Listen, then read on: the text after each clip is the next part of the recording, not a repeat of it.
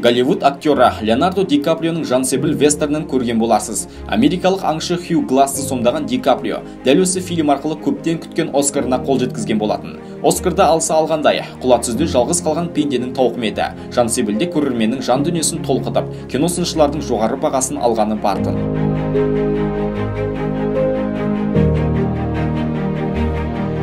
Ал енді бұл видеода Хью Гласстай қайсарлық танытып, аяғы үсіген күйде тауда бір апта жатып аман қалған Шығыс Қазақстандағы Қатонқарағай өңірінің тумасы Қабылбек Күндебаев туралы әңгімелеп бермекпіз. Аңғарсақ, Алтайдағы Қабылбек пен Америкадағы Хью Гласстың өмірі мен өрлігі үндес секілді.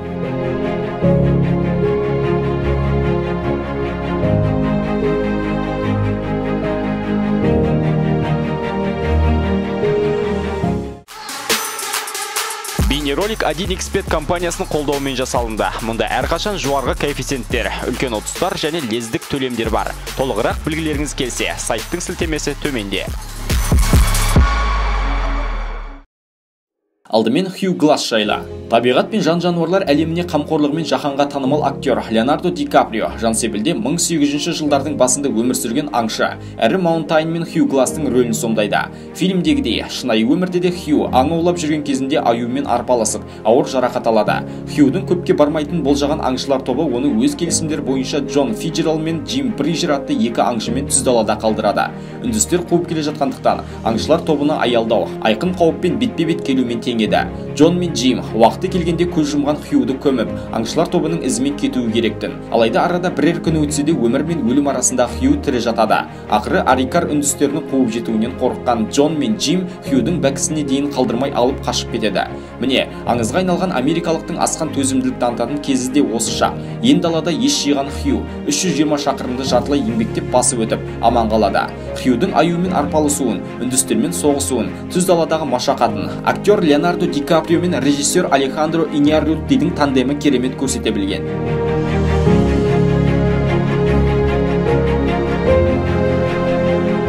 Ал осыдан 37 жыл бұрын жазушы Оралхан Бөкей өзінің туған ауылы Шыңғыстайда Сайтан көпір повесінің соңғы сөйлеміне нүкте қойған екен. Көзбен емес, көкірекпен көре білсек, туынды бір ғана адамның тағдырымен тұтас жүйенің олқылығына үкім айтып тұрғандай, тәуекел деп тас жұтқан аспанның жападан жалғыз тарбағатай қыстағына бір үйір жылқыны айдап әкетіп, Сайтан көпірге арып ашып жеткенде қар көшкініне тап болуы, оқыған оқырманның ойында сайрап тұрған болар. Осы повестегі аспанның прототипі Қабылбек Күндебаев болатын.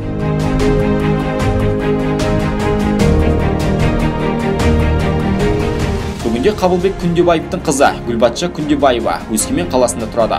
Айтуынша, әкесі 1926 жылы дүниеге келген. 1957 жылдың желтоқсанында ауыл басқарушысы Қабылбекті шақырып алып, жылқыны қыстаққа айдауды бұйрық берген. Сол жылы Алтайға қар қалың түсіп, жылқыға берер шөп қоры жиналмай, Қамбар ата тұқымын тегінге жіберу мүмкін болмай қалған. Ауыл басқарушысы 3-4 жігітке жылқыны айдаңдар дегенімен, Сайтан көпір арқылы өтуге ешкімнің батылы бармаса керек. Ақыры тумысынан қайсар Қабылбек тәуекел деп тас жұтып, жылқыны тауға жалғыз айдап әкетуге бел буады.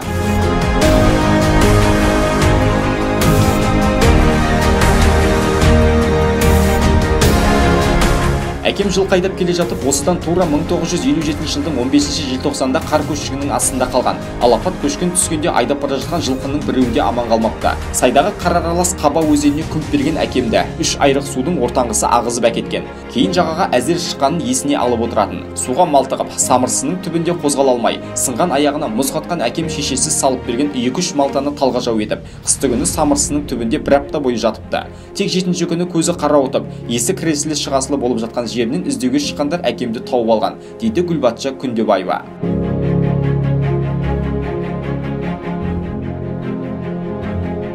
7 күн бойы Қабылбек отырған самырсының түбі оймақтай боп ойылып еріп кеткен екен. Тауып алғандар оны аңшылардың үйіне әкеліп, қармен ысқылап, мұзып қатқан пиманы тіліп, шеше алмай қойыпты. Қабылбекті әкеле жатқандарға кездейсоқ аңшы орыс кездесіп қалып, бірден ауылға апарыңдар деп кеңес берген. Осылайша оны жедел жәрдеммен аудан орталығына әкеледі. Жілік майына дейін үсіп кеткендіктен дәрігерлердің аяқты кесуден басқа амалы қалмапты. 3 ай бойы ауруханада жатып, 2 аяқтан айырылған ол тағдыр сынынан сынып кетпей, тіршілігін жалғастырады. Оралхан Бөкейдің Сайтан көпірі әңгімесін жазар алдында алдында әкеммен кездескен шағы әлі күнге дейін есімде. Халық қаһарманы Қасым Қайсеновтің Бозторғай кітабының дүниеге келуіне әкемнің басынан өткен жағдай себеп болғанын біреу білсе, біреу білмеуі мүмкін. Дәрігерлер әкемнің жас кезінде қолының күшінің мығымдылығына таң қалып, орынсыз жұмсамауды ескерткен. Адамдарды ұруға болмайтыны жөнінде анықтамасы да бар еді. Тірісінде мен бұл өмірде де, о дүниеде де жүрмін дейтін. Екі аяғының жерге көмілгенін айтып жүргені ғой, бір аяғына протез мүлдем келмей қалды, дейді қызы.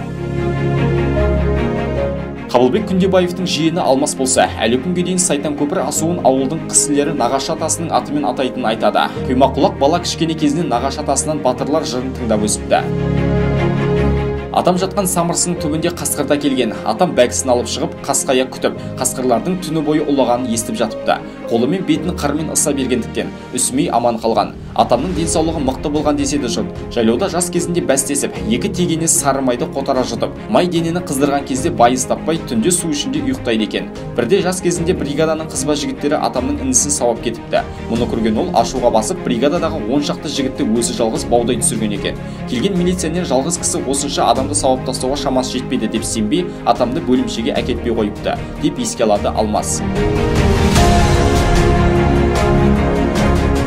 Қабылбек асауға бір рет қана шалма салып, ұстап алатын ел тамсана айтып отырады. Күрескенде де жауырыны жер ескемеген қайратты кісі болған.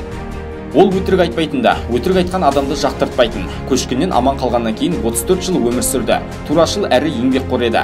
Еңбек еткеннен ешкім өліп қалған жоқ дейтін бізге. Көршілердің барлығының баласы әскерден келгенде үйіне бармай, ең алдымен атамызға келіп сәлем беретін. Көпшілдігі ғой, ауыл жастарын үйреткен, дейді жиені. Алмастың сыныптас досы Дидар Оралбекұлы да Қабылбек Күндебаев жайлы естелігімен бөлісті. Оның айтуынша, кеңес заманындағы мектептерде сабақ арасындағы ұзақ қоңырауда балалардың барлығы улап-шулап Алмастың үйіне келеді екен. Балалар шулап бара қалғанда, Қабылбек ата есік алдында, томардың үстінде таяғын сүйеп қойып, бәріне күліп қарап отыратын. Әңгімешіл Қабылбек атаға қайран қалатыным, көк биесін еттеп, өз денесін өзі көтеріп алып, атқа мініп алатын. Сойталдай жігіттер шалғыға сүйініп қалған кезде екі аяғы жоқ Қабылбек ата шөпті сусылдата шабатын еді. Одан кейін таңғалғаным балқарағай жинау науқанында Қабылбек ата балқарағайды істігімен аршып алатын. Ол кісі өзі сондай мінезі салмақта, қолы ісмер адам еді, дейді Дидар Оралбекұлы.